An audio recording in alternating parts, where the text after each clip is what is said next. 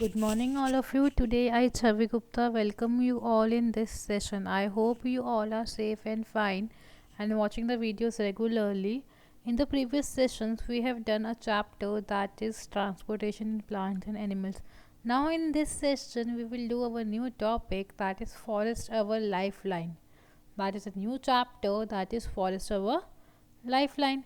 Now, what is a forest? You all know when the group of trees grow together on a particular land where different varieties of trees and animals can be seen. It is known as forest. So, what is a forest? A forest is an area or a part of the land that is covered with trees and a wide variety of plants. So, forests form a complete ecosystem. Forest एक पूरा ecosystem बनाता है जिसके अंदर trees shrubs herbs plants micro organisms wild animals and birds सब एक साथ रहते हैं. सो and it also include non-living factors such as abiotic factors such as sunlight, air, nutrients, waters and rocks.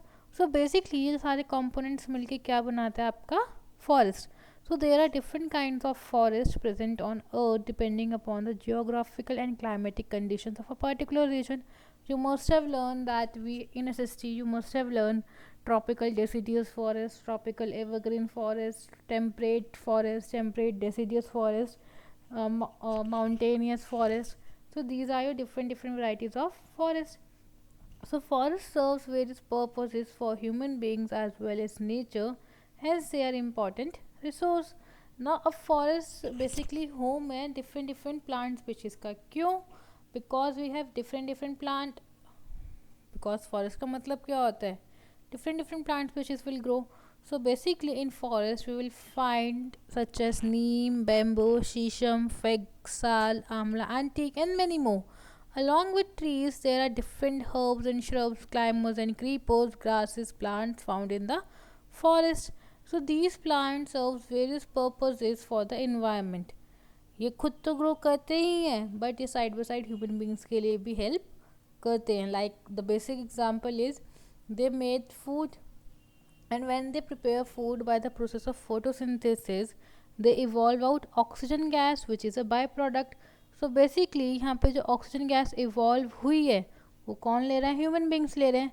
So indirectly और directly plants are helpful for human beings. So there is no need to plant trees in the forest. अब यहाँ पे point क्या discuss किया जा रहा है कि ट्रीज़ हमें प्लांट करने की ज़रूरत नहीं होती फॉरेस्ट के अंदर बिकॉज फेवरेबल इन्वायरमेंटल कंडीशंस के अकॉर्डिंगली प्लांट अपने आप जर्मिनेट करता है और खुद ग्रो कर जाता है. Now in forest we have two terms that is crown and canopy. Now you can see in this diagram.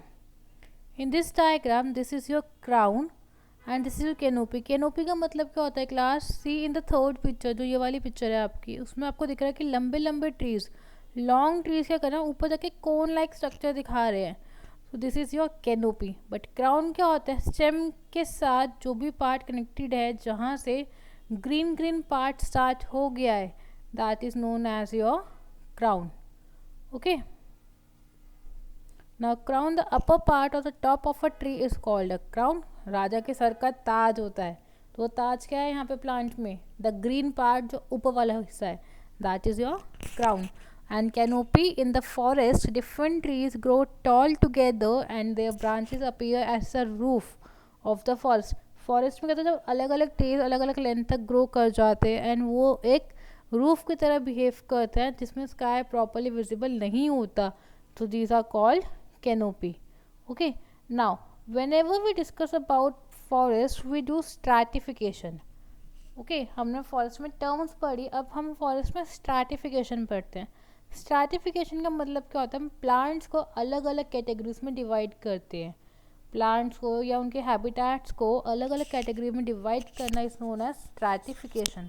तो stratification is defined as dividing a natural habitat into several layers depending upon the heights of plant or vegetation of that area. Now you can see यहाँ पे हमने अलग अलग plants को अलग अलग category में डिवाइड किया है. So this is known as stratification of forest. Like in the top you can see the emergent forest या emergent layers. यहाँ पे नए नए लीव्स आएंगी, नई ब्रांचेस आएंगी. कैनोपी में क्या होगा? आपके टॉल प्लांट्स ऊपर ट्रायंगल शेप का स्ट्रक्चर बना लेंगे। अंडर स्टोरी में जो थोड़े बहुत ग्रो कर रहे हैं, श्रब्स बिल्कुल श्रब्स जो थोड़े बीच के हाइट के हैं, एंड ग्राउंड लेयर में जो सबसे छोटे छोटे plants like your grasses. So this is your stratification of forest.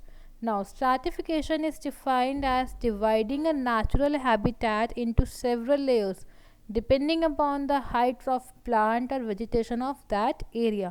This allows minimization of competition among the animals and allows them to survive easily. The number of layers of a forest has depend upon the climate. किस पे depend करेगा? Climate पे, temperature पे, वहाँ पर sunlight कैसे available है, कौन से टाइप की सॉइल है और कैसी रेनफॉल है। टाइप ऑफ सॉइल का रोल क्यों है? क्योंकि आप सब ने पढ़ा है एक पर्टिकुलर टाइप ऑफ सॉइल चाहिए प्लांट को ग्रो करने के लिए। लाइक कॉटन को ग्रो करने के लिए ब्लैक सॉइल चाहिए, ऐसे ही किसी प्लांट को ग्रो करने के लिए एल्यूवियल सॉइल चाहिए, किसी को लोमी सॉइल चाहिए। सो अलग अलग प्लांट्स को अलग अलग सॉइल होती है, उसी के अकॉर्डिंग वहाँ पे प्लांट ग्रो करता है। और किसी किसी प्लांट को ज़्यादा रेनफॉल चाहिए या ज़्यादा वाटर कंटेंट चाहिए, किसी किसी को बिल्कुल कम चाहिए। So generally the trees of a forest are divided into following sections. अब हम प्लांट्स को या फॉरेस्ट को एक प्रॉपर सेक्शंस में डिवाइड करते हैं। That is the first one, the forest floor, herbs, shrubs, under story, canopy and the emergent layer. Forest floor में बेसिकली जो सारी पत्तियाँ, जो लीव्स है आपकी एज अ ग्राउंड पे पड़ी रहती हैं, छोटे छोटे पार्टिकल्स ग्राउंड पे पड़े हुए हैं, so they form the forest floor. It comprises of the sheds of the leaves, stems, barks and the top layer of the soil. The next one is herb, जिसमें छोटे छोटे वुडी प्लांट्स होते हैं जो सॉइल से थोड़ा ऊपर grow करते हैं बट बिल्कुल टॉल ट्री की तरह नहीं होते। It consists of plants without woody stem, those grow above the ground such as grasses. Okay, they are usually less in number in the forest. Next is shrub layer. Shrub layers में क्या होता है? थोड़े से ऊपर, herb से थोड़े ऊपर, टॉल प्लांट से थोड़े नीचे। लाइक योर तुलसी। तुलसी ना तो पूरा हाइट तक ग्रो करता, ना ही रोज प्लांट पूरा हाइट तक ग्रो करता, बट पूरा ज़मीन से मतलब फ्लोर से भी टच नहीं होता। That is your shrub. It consist of small plant, small to medium sizes. This layer requires the most sunlight, और इस लेयर को सबसे ज़्यादा सनलाइट चाहिए होती है। Now the next one is understory. Understory में क्या होता है? It consists of plants that grow above the forest floor but lower than the canopy. Now see, in this diagram you can see the understory part. Understory में क्या है? सबसे ऊपर भी नहीं है और सबसे नीचे भी नहीं है और श्रब से ऊपर है। तो दैट मीन्स कि वो बीच का पार्ट बनाता है, दैट इज कैनोपी से नीचे और श्रब से ऊपर। Now canopy it consist of trees too it consist of the tree crown. यहाँ पे ट्री क्राउन दिखता है आपको, and it always expose to sunlight. अब इमर्जेंट लेयर जहाँ पे टॉप मोस्ट लेयर है ट्री की, एंड वो जनरली ट्रॉपिकल फॉरेस्ट में देखने को मिलती है। नाउ नेक्स्ट इज, आपने स्ट्रैटिफिकेशन पढ़ी फॉरेस्ट की, बट अब फॉरेस्ट की नीड क्या है, क्या क्या ज़रूरत है अलग अलग एनिमल्स के लिए। बेसिकली फॉरेस्ट का एक हैबिटेट प्रोवाइड कराता है। अब वो हैबिटेट क्या है एनिमल्स के अकॉर्डिंगली। लाइक फॉरेस्ट एक फेवरेबल इन्वायरमेंटल कंडीशंस देता है, फूड देता है, शेल्टर देता है to a variety of wild animals and insects and microorganisms. आप सबको पता है ट्री जो फॉरेस्ट को होता है वो ऐसा शेल्टर की तरह वर्क करता है for various plants, for various animals and birds, and more over किसी किसी प्लांट और एनिमल को वो एज अ फूड की तरह भी बिहेव कराता है। Forest are a home to a variety of insects and microorganisms because the soil of the forest की सॉइल होती है हाईली फर्टाइल होती है, वहाँ पे सारे एनिमल्स प्रॉपरली सर्वाइव कर सकते हैं, वहाँ पे प्रॉपर कंटेंट ऑफ वाटर और न्यूट्रिएंट्स अवेलेबल होता है जिससे वो प्रॉपरली ग्रो कर जाते हैं। नाउ नेक्स्ट यू कैन सी, अब जब सारे एनिमल्स सारे प्लांट्स वहाँ पे ग्रो करा रहे हैं तो वहाँ पे एक चेन बनेगी। So that chain is known as a food chain. Forests also support different food chains because of a complex biodiversity in the forest. Now what is a food chain? In this diagram you can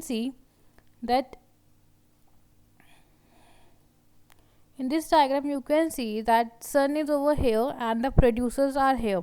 So producers is your basically green plants which are being eaten by your primary consumers, that is your grasshoppers, and then grasshoppers के बाद frog ने grasshopper को खाया, then frog को किसने खाया, snake ने खाया, एंड देन स्नेक को हॉक ने खाया, एंड देन डिकम्पोज फंगी ने उन्हें डिकम्पोज किया। तो एक पर्टिकुलर पैटर्न में एक चेन चल रही है ना, और हर एक लेवल दूसरे पे डिपेंड कर रहा है। Like primary consumers dependent on producers, Secondary consumer, that is your frog, is dependent upon grasshopper, and tertiary consumer like snake is dependent upon frog. And then final consumers जो आपके हैं hawk, वो किस पे depend कर रहे हैं, snake पे. बट डिकम्पोजर्स किस पे डिपेंड कर रहे हैं, that is your final consumers और ऑन टर्शरी कंज्यूमर्स. तो बेसिकली हर एक सेगमेंट एक दूसरे से लिंक करे, that is known as a chain, that is known as a chain. Okay, so different organisms present on the earth are dependent on each other. For instance is your example, herbivorous feeds on plant and carnivores depend upon the herbivorous. आप सबको पता है कि plants पे कौन feed करता है, herbivorous, and herbivorous को कौन ईट करता है, कार्निवोरस, एंड कार्निवोरस को मे बी ओमनीवोरस ईट कर ले या हर्बीवोरस को ओमनीवोरस ईट करे. सो बेसिकली हम एक दूसरे पर डिपेंड कर रहे हैं. So this is known as your food chain. This chain of organisms being dependent on each other for their food is called a food chain. Please draw this food chain in your notebook, please don't forget. Now next, अब हम food chain की बात करें तो हमारे पास food web भी आएगा. Web क्या होता है, मकड़ी का जाला. वेब अगर हम बात करें स्पाइडर के टर्म्स में, तो स्पाइडर में क्या होता है, वेब एक जाला. सो जाल में क्या होता है, सब कुछ एक दूसरे से लिंक कर रहा होता है. अब यहाँ पे क्या लिंक करेगा, फूड, कि एक ऑर्गेनिज्म का फूड दूसरे से कैसे लिंक कर रहा है. So this is your food web. Now you can see in this diagram you have first trophic level at the bottom, then second trophic level, then third trophic level, then fourth and then the fifth. Okay, now you can see कि plants को nematodes ने खाया, then arthropods ने खाया, then insects ने खाया, then birds ने खाया. बट उसके बाद प्लांट्स ऑर्गेनिक मैटर में डिकम्पोज हो गए, बैक्टीरिया उस पर फीड कर रहे हैं, देन इंसेक्ट्स ग्रो कर रहे हैं, प्रोटोजोआ बन रहा है, नेमाटोड्स आ रहे हैं. सो बेसिकली ये सारी फूड वेब आपस में इंटरलिंक कर रही है. So this is known as food web. Now अब जब ये फूड वेब बनती है या फॉरेस्ट डेवलप करता है तो वहाँ पे एक लेयर डेवलप होती है, that is known as humus. Humus आपके डार्क कलर्ड सब्सटेंस होते हैं जो सॉइल के ऊपर होता है, and it is very much fertile and it is made from dead and decaying organisms. Obviously जब फूड वेब और फूड चेन आया तो डिकम्पोजर्स आ रहे हैं, और डिकम्पोजर्स से सॉइल में जो टॉप मोस्ट लेयर बनती है उसमें सारे न्यूट्रिएंट्स अवेलेबल होते हैं. तो that form the layer of your humus. So humus is made from dead and decaying organisms. Okay, the microorganisms live upon the decaying matter and convert it into humus. Now अब decomposers ने humus बनाया, humus हमने पढ़ लिया, but what are decomposers. हम बोल रहे कि टॉप मोस्ट लेयर में dead and decaying matter available है. वो डेड एंड डिकेइंग मैटर आया कहाँ से, डिकम्पोजर से आया. So what are decomposer that feed on dead and decaying plant and animal and convert them into humus are called decomposers, like your worms, mushrooms, insects and bacteria. Now अब सब कुछ soil में आ रहा है, soil से जा रहा है. So what is going on, recycling of nutrients in the forest. Like plant grow किया, grasshopper ने खाया, grasshopper के बाद frog ने खाया, frog के बाद snake ने, snake के बाद hawk ने, hawk के बाद वापस decomposers आ गए. So decomposers के बाद plant ही तो वहाँ पे grow करेगा ना actually. So that means कि जो nutrient soil से गया था वो वापस soil में आ गया.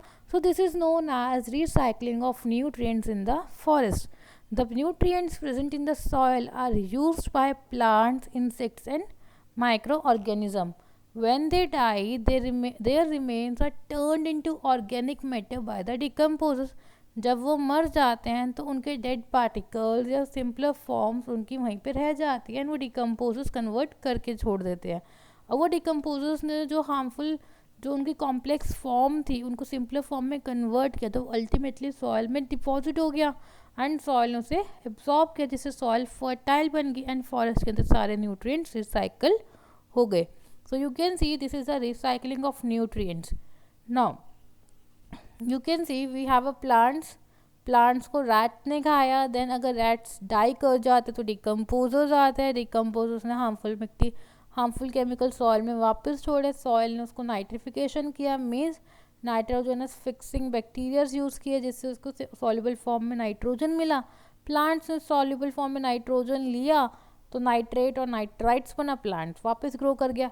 या फिर आप ये कह सकते हो कि जो नाइट्रोजन बनी थी वो वापस एटमॉस्फेयर में चली जाए. सो ऐसे करते करते आपकी जो नाइट्रोजन एटमॉस्फेयर में आई थी वो वापस चली गई और वापस प्लांट ने यूज़ कर ली. This is known as recycling of nutrients.